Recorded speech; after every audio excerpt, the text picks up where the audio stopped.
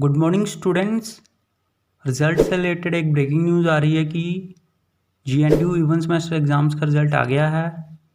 तो जिन जिन क्लासेस का रिज़ल्ट आया है वो हैं bachelor of vocation beauty culture and cosmetology second semester, bachelor of vocation product design management and entrepreneurship second semester, certificate course in French part time second semester, BCom second semester.